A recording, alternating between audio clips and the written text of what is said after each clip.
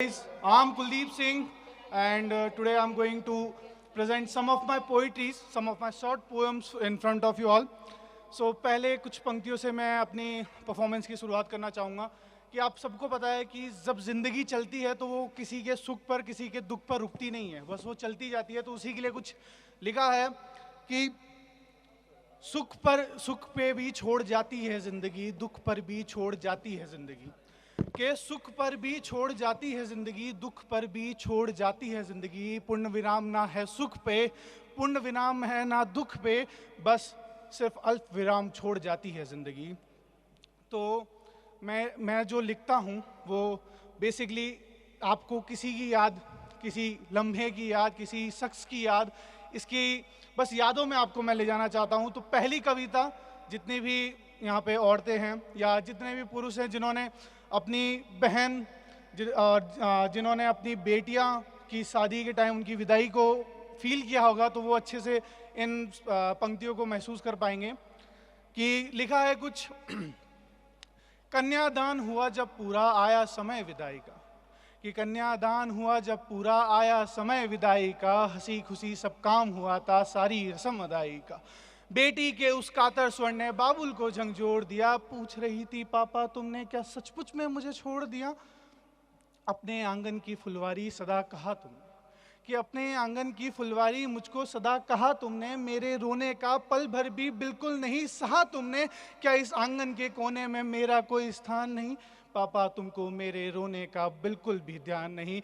देखो अंतिम बार धैर्य लोग मुझे पुजवाते हैं, कि देखो अंतिम बार धैर्य लोग मुझे पुजवाते हैं, पापा आकर आप क्यों नहीं इन्हें समझाते हैं। या वो बेचारी जो है वो इस रीति रिवाजों से एकदम अलग होके वो बस आशा कर रही है अपने पापा वगैरह से कि नहीं रोकते चाचा ताऊ भैया से भी आस नहीं, कि नहीं रोकते चाचा ताऊ भैया से भी आस नहीं, ऐसी भी क्या निष्ठुरता है आता कोई पास नहीं। अब बाप का दिल तो बाप का दिल होता है। तो वो कुछ लिखा है कि बेटी की बातों को सुन पिता रह सका ना खड़ा, कि बेटी की बातों को सुन पिता रह सका ना खड़ा, उमड़ पड़े आंखों से आंसू बद हवा सा दौड़ पड़ा, कातर बिछिया सी वह बेटी लिपट पिता से रोती है, कि कातर बिछिया सी वह बेटी लिपट पिता से रोती है, मानो जैसे यादों के अक्सर वो अश्रु बिंदु से धोती है।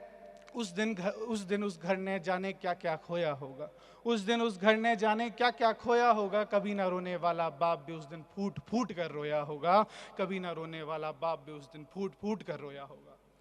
अब ये हर कोई रिलेट नहीं कर पाएंगे जिनकी बहन नहीं है या फिर जिन्होंने अभी तक इस चीज़ को एक्सपीरियंस नहीं किया है। पर एक चीज़, अब जो मेरी अगली कविता है उसे आप सब ने एक्सपीरियंस किया होगा, यहाँ पर बैठे हर शख्स ने एक्सपीरियंस किया होगा।